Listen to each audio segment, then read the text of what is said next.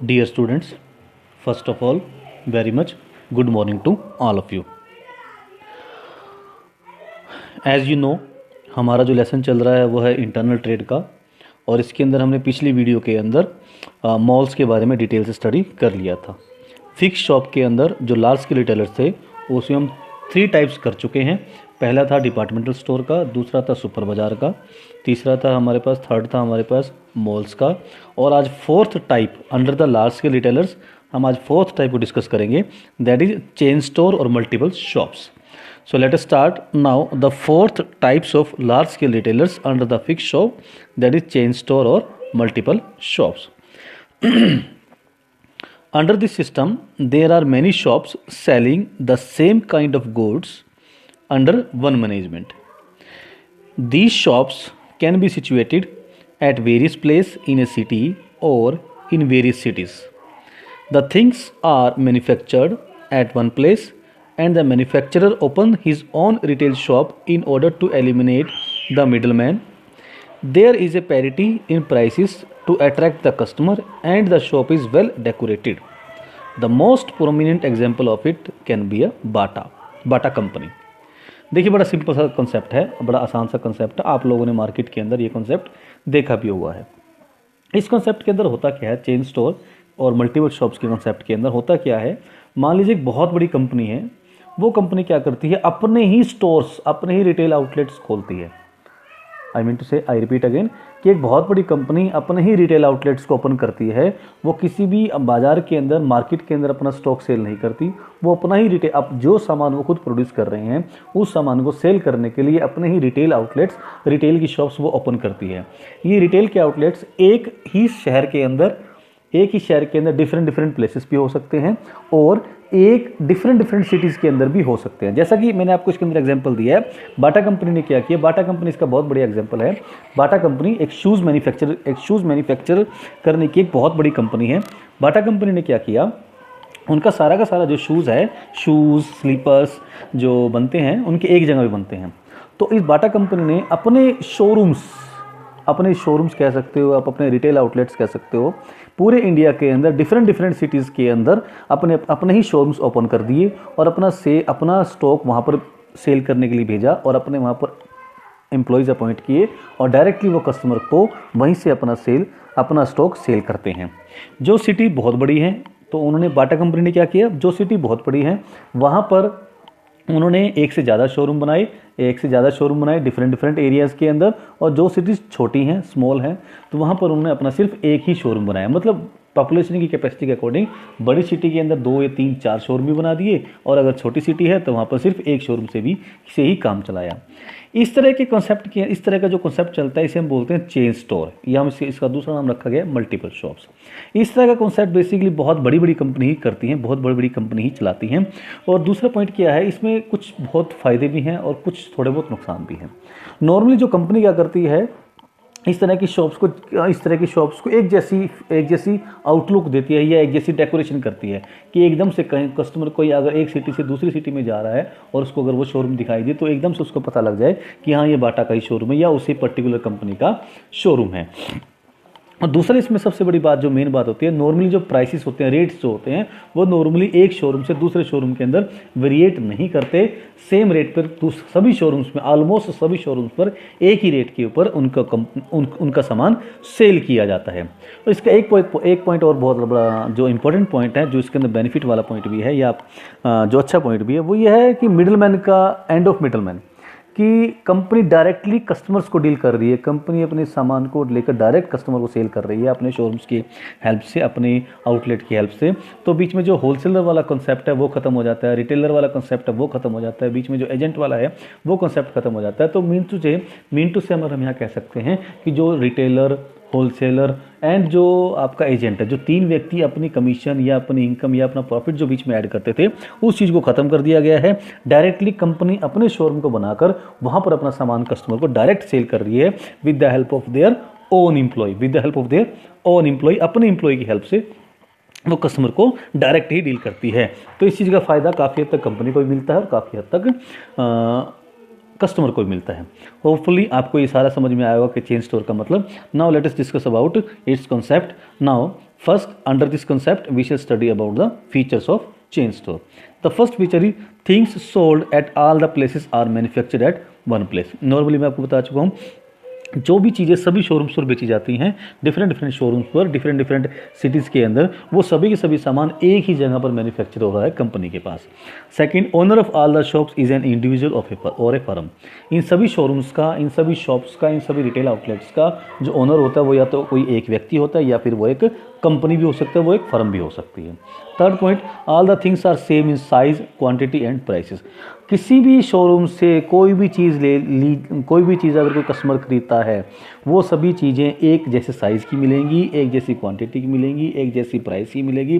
किसी भी तरह का कोई वेरिएशन किसी भी कस्टमर को नहीं मिलेगा. Next point, a shop is open at every place where there is a demand for the things.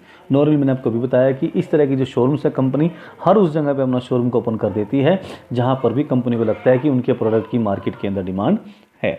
Next point, sale is 100% on cash. जो सेल है वो नॉर्मली कैश पर होती है और इसमें वहाँ पर क्रेडिट की फैसिलिटी कस्टमर्स को नहीं मिलती. Next is uniformity in the decoration of every shops. मैंने अभी मीनिंग में बताया था कि नॉर्मली इस तरह की जो शॉप्स का वो एक जैसी डेकोरेशन की जाती है ताकि उनकी कंपनी की कोई भी कस्टमर ईजिली रिकॉग्नाइज करे. किसी भी अगर किसी दूसरे शहर में भी जाके वो शॉपिंग कर रहा है तो उसको एकदम से डेकोरेशन देख के पता लग जाता है कि हाँ ये तो एक पर्टिकुलर कंपनी की, जैसे मैंने बाटा का एग्जाम्पल लिया था कि बाटा कंपनी की ही शॉप है. Let us talk about the advantages of chain store. The first is fix and single price. सबसे बड़ी एडवांटेज क्या है कस्टमर के लिए कि फिक्स प्राइस मिलती है और सिंगल प्राइस की. कोई बार्गेनिंग का यहाँ पे कॉन्सेप्ट नहीं होता, कोई बार्गेनिंग की इसमें कस्टमर की तरफ से ना कस्टमर को कोई स्कोप होता है कि वो बार्गेनिंग कर सके, ना ही जो वहाँ पे सेल्स कर रहे हैं वो तो खैर एम्प्लॉई होते हैं, तो नेचुरल बात है कि वो लोग भी बार्गेनिंग को प्रेफरेंस नहीं देते. वन प्राइस पॉलिसी वहाँ पर चलती है, single price policy. Second point, end of middle man. मैंने अभी बताया कि मिडलमैन का यहाँ पर इस तरह के कंसेप्ट में, चेन स्टोर के अंदर मल्टीपल शॉप के कंसेप्ट में मिडलमैन का खत्म हो जाते हैं. मिडलमैन की यहाँ पे कोई ज़रूरत नहीं है. जो कस्टमर और कंपनी के बीच में जो भी मिडलमैन्स आते हैं, लाइक मैंने अभी नाम दिया था आपको एजेंट का, होलसेलर का, रिटेलर्स का, इन सभी को एलिमिनेट करके डायरेक्ट कंपनी अपने शोरूम्स की हेल्प से अपने कस्टमर को डील करती है. नेक्स्ट को इसमें हमारे पास आता है कलेक्टिव एडवर्टाइजमेंट. ये बड़ा अच्छा पॉइंट है. कंपनी एक, मान लीजिए मैं अपने बाटा कंपनी का एग्जांपल ले रहा हूँ. बाटा कंपनी अपनी एक न्यूज़पेपर के अंदर ऐड करती है और नीचे एक उसके फुट में नीचे वाली साइड पे at the end of the advertisement company में सारे नियर बाय शोरूम्स का नाम लिख देती है. मतलब एक ऐड की हेल्प से सभी शोरूम्स की एडवर्टाइजमेंट वहाँ पर हो जाए कि जो भी कस्टमर जहाँ भी अप्रोच कर सकता है वो उस अपने नियर बाय के शोरूम को अप्रोच कर सकता है. Then fourth is economics of production sale. Economics of production sale. अब देखो ये पॉइंट मैंने आपको पीछे भी एक लेसन के अंदर बताया था कि जब भी कोई कंपनी लार्ज स्केल पर प्रोडक्शन करती है तो उसकी पर यूनिट कॉस्ट ऑफ प्रोडक्शन जो है उसकी मिनिमम से मिनिमम हो जाती है, कम से कम हो जाती है, राइट. तो यहाँ पर जो कंपनी को है लार्ज स्केल प्रोडक्शन का मौका मिलता है क्योंकि कंपनी बहुत सारे शोरूम ओपन करती है. उन सभी शोरूम की हेल्प से वो अपने प्रोडक्ट को या अपने गुड्स को काफ़ी सारे कस्टमर्स को सेल कर पाती है, जिससे उनकी सेल हाई हो जाती है, सेल बढ़ जाती है और जिसकी हेल्प से कंपनी लार्ज स्केल के प्रोडक्शन पर पहुंच जाती है और अपने प्रोडक्ट को लार्ज स्केल पर जब प्रोड्यूस करती है तो वहाँ पर यूनिट कॉस्ट ऑफ प्रोडक्शन कम हो जाती है. अगर पर यूनिट कॉस्ट अगर डाउन जाएगी तो उसका फ़ायदा कंपनी को भी होगा और उसका फ़ायदा कस्टमर को भी होगा. Next goodwill in the public. In fact क्योंकि कस्टमर जो किसी भी प्लेस से, मतलब जैसे हम हरियाणा में रहते हैं, हम हरियाणा में करनाल में रहते हैं, तो करनाल का अगर कस्टमर मान लीजिए कुरुक्षेत्र में गया, करनाल का कस्टमर अगर अंबाला में गया, करनाल का कस्टमर अगर पानीपत में जाता है, करनाल का कस्टमर अगर कैथल में जाता है, करनाल का कस्टमर अगर सोनीपत में जाता है, तो उसको एक जैसा ही सामान, वही सामान उसको करनाल के शोरूम से मिल रहा है, उसी क्वालिटी का, उसी प्राइस का, उसी साइज़ का, उसी कलर्स का. सेम आइटम ही उसको सोनीपत के शोरूम से मिलेगी, सेम आइटम ही उसको पानीपत के शोरूम से मिलेगी, सेम आइटम. जब इस तरह की जब उसको एक सिमिलैरिटी मिलेगी रेट्स की, क्वालिटी की, साइज़ की, शेप्स की, तो कस्टमर के दिमाग में कॉन्फिडेंस क्रिएट होता है कि हाँ the company is good. Company के लिए पॉजिटिव इमेज, कंपनी की एक पॉजिटिव इमेज कस्टमर के माइंड में सेट होती है, जिससे कि कंपनी की जो है गुडविल इंक्रीज हो जाती है कस्टमर के माइंड के अंदर. Then next point is the easy to recognise. मैं अभी बताया कि सभी के सभी शोरूम्स को एक जैसा डेकोरेट किया जाता है, तो हर कोई customer whether the customer is illiterate also, अगर इलिटरेट भी है तो वो भी उसको ईजिली रिकॉग्नाइज कर लेता है, उसको रिकॉग्निशन की कोई प्रॉब्लम नहीं आती। Next, facility of transfer of goods, ये बहुत अच्छा पॉइंट है, facility of transfer of goods. Some time ऐसा भी देखने में आता है कि कोई आइटम ऐसी होती है वो किसी पर्टिकुलर एरिया में कस्टमर्स को क्लिक नहीं करती, किसी पर्टिकुलर एरिया में कस्टमर को क्लिक नहीं करती, अच्छी नहीं लगती, तो वहाँ पे वो नहीं बिक पाती।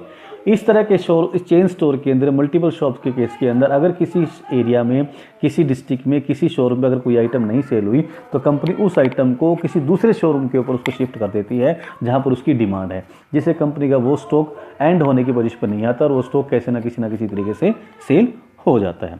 तो this was all about the advantage of chain store. Now let us talk about the disadvantage of chain store. मैंने हमेशा आपको बताया कि जो भी कॉन्सेप्ट आता है ऐसा नहीं कि हमेशा उसके फ़ायदे ही होते हैं, कुछ उसके नुकसान भी हो सकते हैं। अब उसके नुकसान के बारे में डिस्कस करेंगे कि इसकी माइनस पॉइंट्स क्या हैं। The first is huge amount of capital. Chain store खोलना is not a easy job, not a easy job, क्योंकि अगर हम किसी भी सिटी के अंदर अगर कोई नई शॉप स्टार्ट करते हैं तो नई शॉप या तो किराए पे लेनी पड़ेगी या उसको अपना खरीदना पड़ेगा और उसके अंदर स्टॉक भी लगाना पड़ेगा। अगर हम कहते हैं कि एक पर्टिकुलर शॉप को अगर हम एक किराए पे लेते हैं, अगर एक नॉर्मल किराए, मालूम अपनी शॉप खरीदती, कंपनी अपनी शॉप खरीदती है एक पर्टिकुलर सिटी के अंदर, अपनी शॉप खरीद के उसके अंदर स्टॉक लगाती है और उसकी इन्वेस्टमेंट नियर अबाउट 50 लाख है, तो और कंपनी ऐसे 10 शोरूम अगर स्टार्ट करती है तो कंपनी का 5 करोड़ रुपया उन शोरूम में इन्वेस्ट हो गया। और नॉर्मली जो चेन स्टोर वाली कंपनी होती है उनका 10 स्टोर से कोई काम नहीं चलता, नियर अबाउट वो 50 या 100 स्टोर्स के साथ चलती हैं। तो आप इमेजिन कर सकते हैं कि एक बहुत बड़ी अमाउंट का काम है और ये इतनी बड़ी अमाउंट का काम कोई छोटी मोटी कंपनी नहीं कर सकती, इतना आसान टास्क ये नहीं है। सेकेंड पॉइंट की बात करें, नो क्रेडिट सेल। कस्टमर के पॉइंट से बात करें तो कस्टमर को यहाँ पे क्रेडिट सेल की फैसिलिटी नहीं मिलती। कस्टमर को यहाँ पर कैश, क्योंकि सारा सामान कैसे सेल हो रहा है, कैश में सेल हो रहा है, तो क्रेडिट की फैसिलिटी ना मिलने से कस्टमर को भी यहाँ पे बेनिफिट नहीं होता। थर्ड पॉइंट की बात करें, लिमिटेड सिलेक्शन फैसिलिटी। कस्टमर के पॉइंट से अगर सोचें तो कस्टमर को यहाँ पे चॉइस बहुत कम मिलती है, क्योंकि इस तरह के शोरूम्स में केवल वही सामान सेल किया जाता है जो सामान एक कंपनी मैन्युफैक्चर कर पा रही है। और ऐसा एक कंपनी के लिए पॉसिबल नहीं है कि वो हर तरह की वैरायटी के प्रोडक्शन करे। अगर हम शूज़ की लाइन की बात कर रहे हैं तो बाटा कंपनी भी हर तरह का शूज़ को प्रोड्यूस नहीं करती, तो कस्टमर को लिमिटेड वैरायटी में से ही लिमिटेड वैरायटी में से ही चूज़ करना पड़ता है। उसके पास सिलेक्शन की फैसिलिटी या चॉइस की फैसिलिटी बहुत कम होती है। नेक्स्ट पॉइंट की बात करें, heavy loss due to change in demand.